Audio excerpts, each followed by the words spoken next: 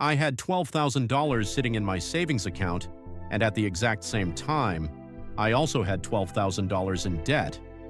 One option could make me feel free instantly, the other could potentially make me wealthier in the future. So what did I do? Did I wipe out the debt completely? Or did I invest the money into ETFs like the S&P 500 and let compound interest work?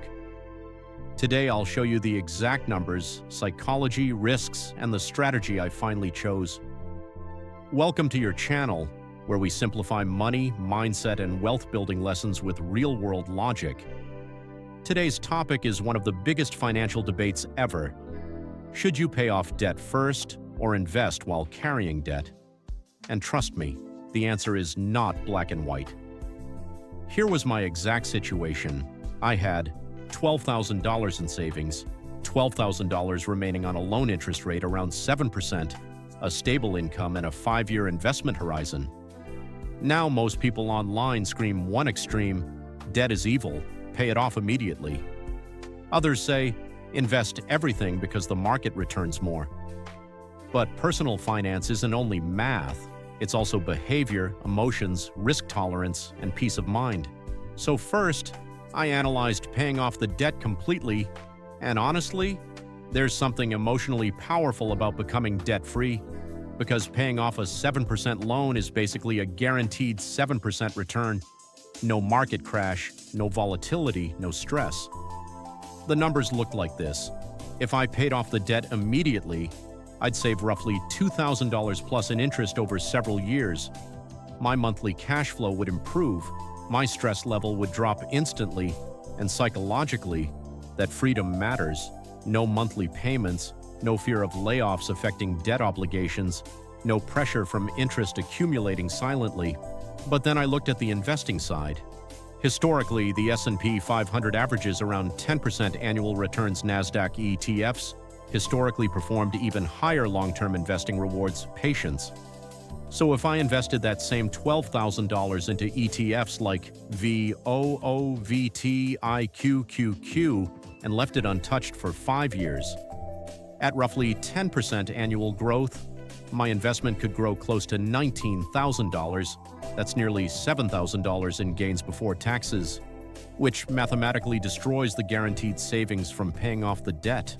But then I realized something important.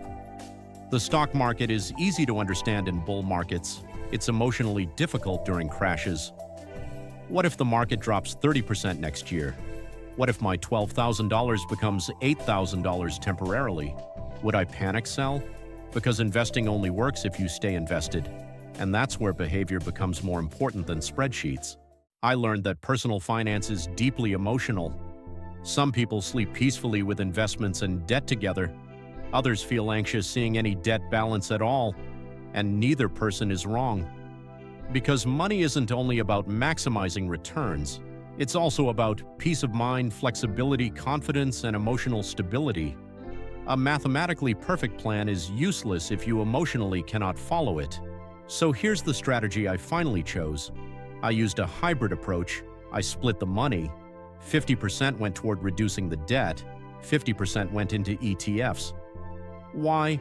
Because I wanted both, financial peace and long-term compounding. This reduced my interest burden significantly, while still keeping my money invested for future growth. And honestly, that balance felt right for me. You should prioritize debt payoff if your interest rate is very high, your income feels unstable, debt causes stress or anxiety, you're close to retirement.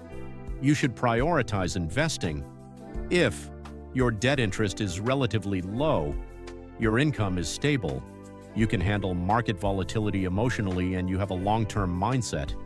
And if you're somewhere in the middle, the hybrid strategy may give you the best balance.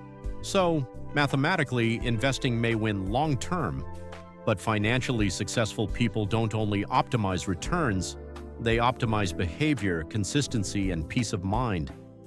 At the end of the day, the best financial strategy is the one you can stick to during both bull markets and bad times. Thanks for watching Wealth Finder.